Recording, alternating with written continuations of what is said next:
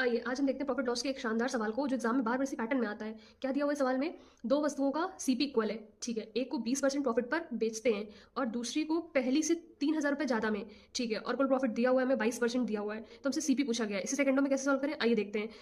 जब भी दो वस्तुओं का सीपी जो हो वो समान हो, ठीक है, मतलब पहले और दूसरे का सीपी, मतलब जैसे जब मार्केट गए हमने कोई आर्टिकल खरीदा, दोनों को एक ही प्राइस में खरीदा, 10-10 रुपये में दो आर्टिकल खरीद लिए, ठीक है। और हमें क्या हुआ, दो पहला आर्टिकल और दूसरा आर्टिकल, पहले आर्टिकल पे क्या हुआ, 20% का प्रॉफिट हुआ, ठीक है। और दूसरे पे हमें नहीं बताया गया है, मान लिया एक्स प्रॉफिट हुआ, ठीक है। और बोला गया इन दोनों के बीच का डिफरेंस 3,000 रुपये है, ठीक है। और ओवरऑल प्रॉफिट बोला गया हमसे 22% हुआ है, मतलब दोनों का हमें प्रॉफिट हुआ है, ओवरऑल देखें तो 22% हुआ है।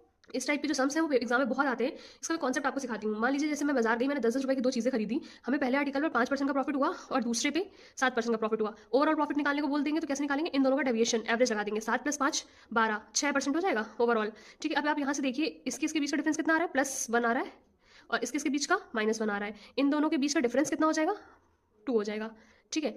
इन दोनों के बीच का डिफरेंस निकालना है तो 2 हो जाएगा। अब इन दोनों के बीच का डिफरेंस जो आया है वही इन दोनों के बीच का डिफरेंस होगा। 7 और 5 के बीच का डिफरेंस कितना है, 2, तो मतलब इसके भी इन दोनों के बीच का डिफरेंस इनके डिफरेंस के बराबर होता है, 2-2, ठीक है। अब हम क्वेश्चन पे आते हैं, यही चीज़ हमें क्वेश्चन पे करनी है। अब देखिए ओवरऑल प्रॉफिट दिया हुआ है हमें, और 20 22 में बीच में डिफरेंस कितना आएगा, +2 का।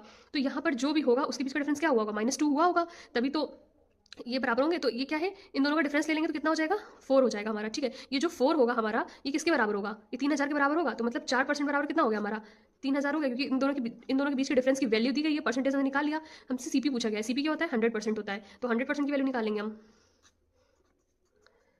निकल आएगा, कितना आ जाएगा, 75,000 आ जाएगा हमारा, यही हमारा आंसर हो जाएगा, ठीक है। अब देखिए इसी पैटर्न पर मैंने एक सवाल आपको दिया गया है जो कि सीपीओ में आया हुआ है, जो कि आपकी स्क्रीन में दे रहा है। अब आपको इसको खुद सॉल्व करके कमेंट में बताइए इसका आंसर क्या होगा। Thank you for watching.